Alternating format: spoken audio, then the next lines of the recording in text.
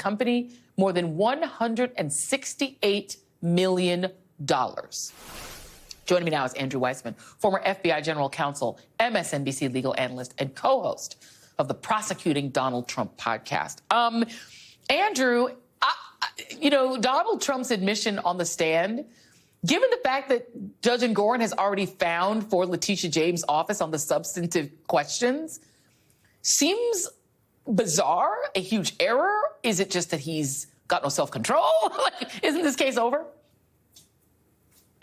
Yes. I mean, in terms of the outcome, I think the only issue is what are the kinds of remedies that the judge is going to impose. And I sort of have two thoughts on that.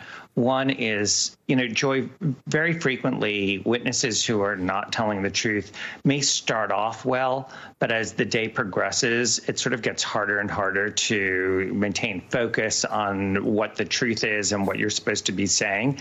And, the worst admissions by Donald Trump all happened in the afternoon, where, as he said, in the afternoon, he was like, yes, I agree.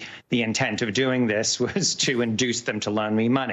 He was also asked, by the way, can you say, and are you saying now that the financial statements are true and accurate? That should be a softball. Joy, if I asked you, did you ever file things with a bank that are true and accurate? You'd be like, I don't even remember what they are, but of course I did. Of course, yeah. Right? Yeah. Well, he was like, essentially his answer, I'm paraphrasing, was sort of, I'll get back to you. I mean, it's a softball, and he couldn't just say, of course that's the case. And I think it's because he was thinking, well, I know they're not, so I don't actually want to lie about that and adhere to what he had said in the morning. And I think the other part is his acting out and his behavior with respect to the judge, with respect to the prosecutors in it, I do think is relevant in terms of the remedy that the judge has to impose. So one of the things the judge will be deciding is whether Donald Trump can continue to do business in the state of New York. Should he still be here? Should he still be banking here? Should he still have access to customers in New York?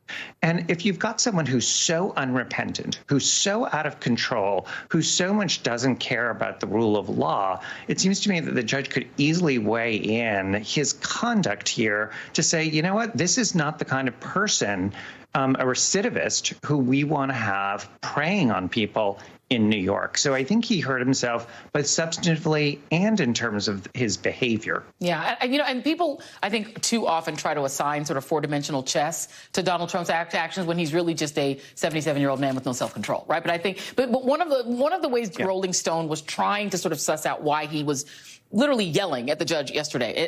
This is it. According to two sources familiar with the matter and another person briefed on Team Trump's legal strategies, to the extent those exist, the former president and his lawyers are intentionally trying to provoke the judge into a nuclear-level overreaction.